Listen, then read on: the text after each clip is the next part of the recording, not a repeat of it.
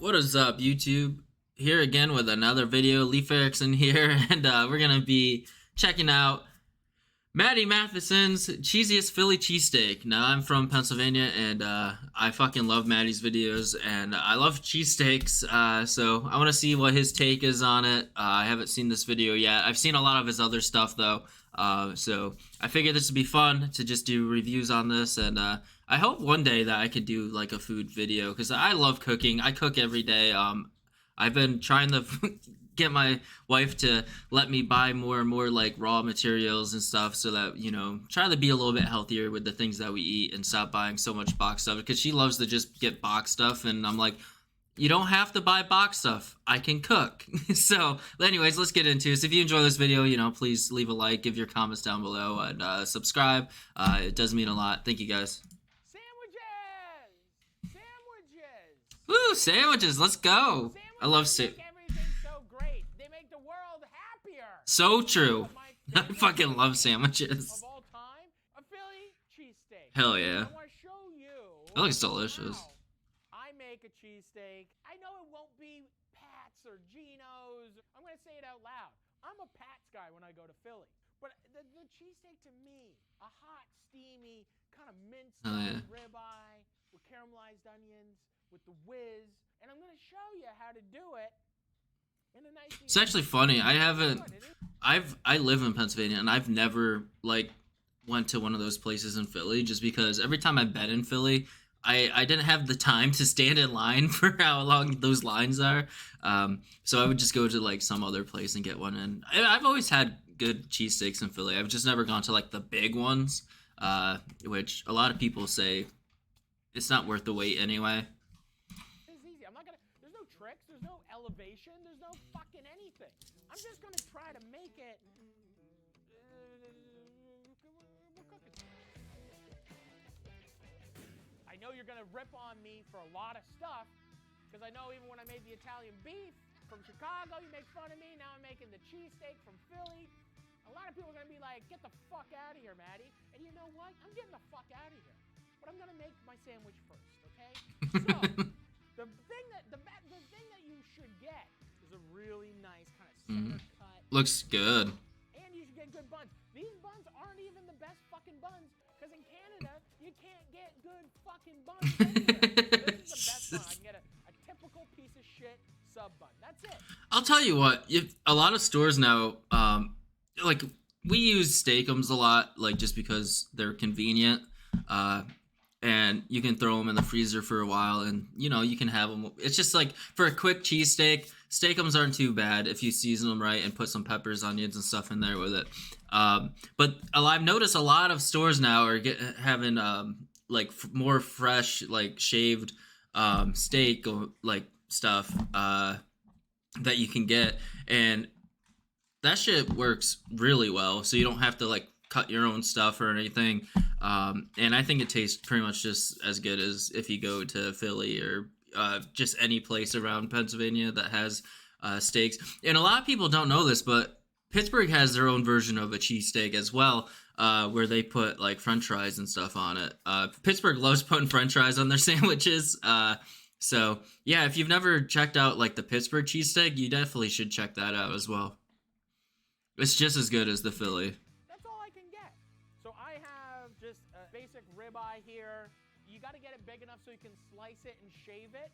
So the trick that I'm going to do, I'm going to shave all this top fat off, okay? And some of the connective tissues around it. I'm going to get rid of a lot of the fat, because there's enough fat inside that's going to make it nice, which will allow us to get nice strips. But all this stuff is so good. Like, don't throw this out. Like, you can take this, cut this up, and like stew it. We're going to put this into the freezer for 30 minutes. We're going to be able to shave it. I'm going to get all my vegetables ready. You don't have to wrap it. You don't have to do fucking anything. Just put it on a plate, put it in the freezer. That's what I was going to say. It's like pre-shaved stuff. Like it's already pre-shaved for you. And you can make like 4 to 6 sandwiches out of it. You always need to add milk and sugar to make your coffee taste just okay? Or just go into a cafe for coffee every single day, add up to hundreds of dollars a month?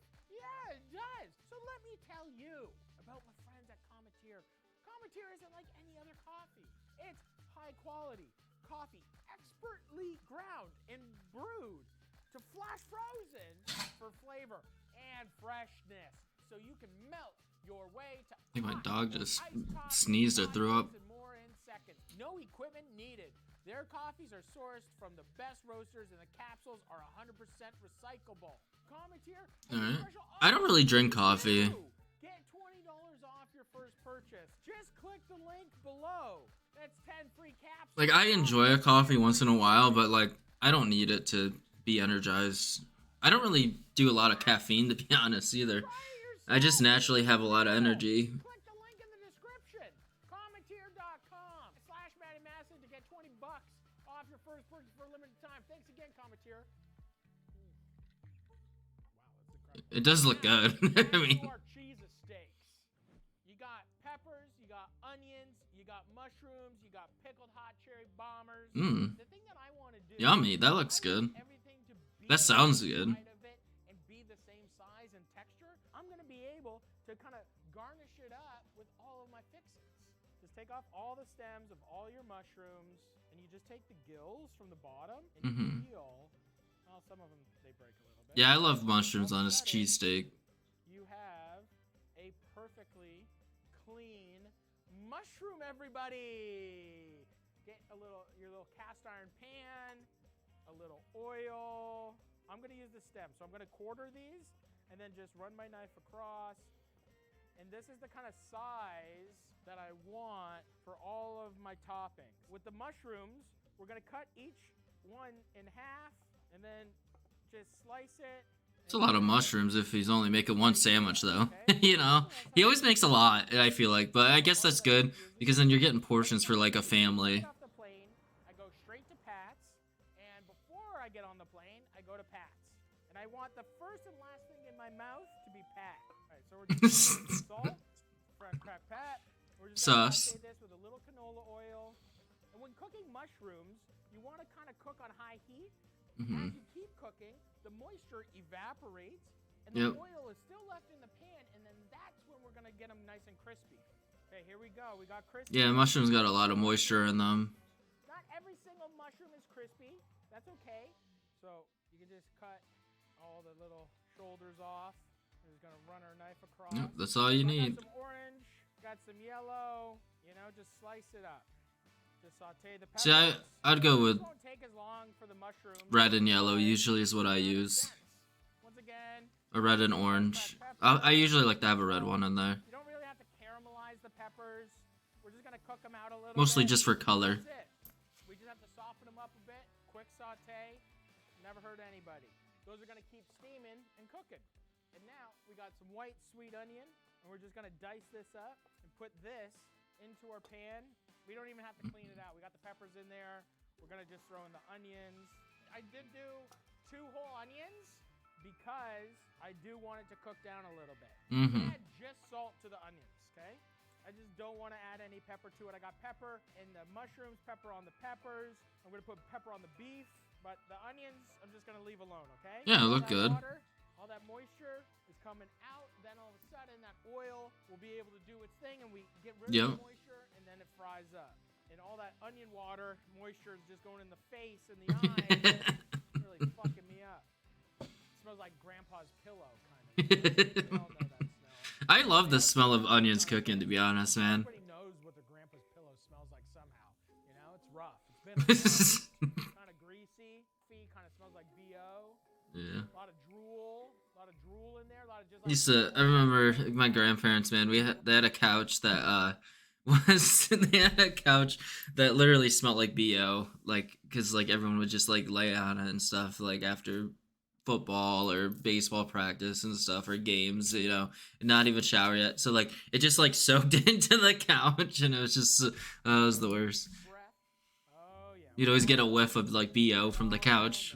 You don't need a deep caramelization. Just a little bit of that flavor, that darkening of the cast iron pan cooking. Yeah, look. So you know, like Those look beautiful. Beautiful onions. Once again, these are gonna just steam out. Go. We got our onions. We got our mushrooms. Our peppers. Our cheese whiz. We can't be walking around with corn. See, sometimes if I don't have. Whiz is no good. We need to warm it up. What I'm gonna do. Yeah, you need to definitely warm the whiz up. But sometimes, like, if you don't have Cheese Whiz, American cheese works just as well, in my opinion. If you don't have the cheese, because Cheese Whiz is kind of getting expensive, I feel like. So if you just want to use American cheese, I think it works just fine. Milk. We're gonna add just enough whiz to loosen it up. Our burner is literally on a medium heat, and we're just gonna slowly warm this up. We don't have to bring it to a boil. And then we're gonna have a little warm whiz. We're gonna have a little warm whiz. Just incorporating the milk with the whiz. That's a nice consistency. Not too thick, not too thin. Why the fuck does everybody love like cheesy, ooey gooey bullshit? You guys all like it's just like if I do this, monsters. It's like this is all you care about is like It looks good. drizzle. This is all you want on dunk Pretty much. into that and fucking Yeah. dunking. That's all they want. Fucking dunk everything. All you want to do is boil stuff. All I want to do is boil stuff.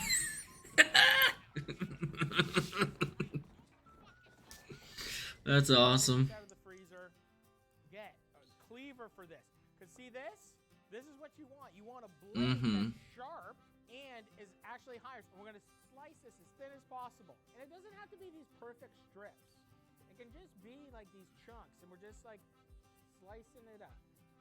We're gonna make these like kind of ribeye. Yeah, see, when I'm at home, sometimes I'll leave it like in the strips, and then other times I'll even chop it up even finer with like once I mix everything together and the cheese and all that. Like I'll just like I'll chop it up almost to where it's like I don't know, like it's just more chopped up and more like individual pieces and stuff, like almost kind of like Taco Bell, but not as fine, obviously. Like, and I enjoy it like that too. It gives it a different texture, switches it up a little bit, but and it allows the cheese to get like in between it more and all that stuff. And then it's also more like everything's kind of uniform, if that makes sense. Like all the We're going high heat on this. all the peppers and onion stuff and the meat are all kind of like the same Okay. size, so you're not like pulling any meat or anything like that, so it all stays together. The idea to kind of just, okay, you kind of do that to make it nice. Now we're gonna add a little bit of salt. Okay, so he's kind of doing that too. He's like chopping it up a little bit. We can add some onion. Boom, boom, boom. We're gonna go all in here. This is the full meal deal. We got the mushrooms. We got the peppers. Once again, this is what I'm talking about. It's all one thing now. I'm gonna add a little cheese whiz. Not a lot here because I'm gonna add more soon. Then we got our steamed bun. I'm just gonna put it like this. That works. Leave it alone. Look at this landscape. We have the beef, that beautiful ribeye. That Ah, good fuck. beef, baby. Something just like bit me, it felt like. Mushrooms. It's so fucking good, actually. Oh, man. I'm just being like a little bad kitty cat. Okay, here we go. We gotta move quick here. Put this right here. Oh, yeah.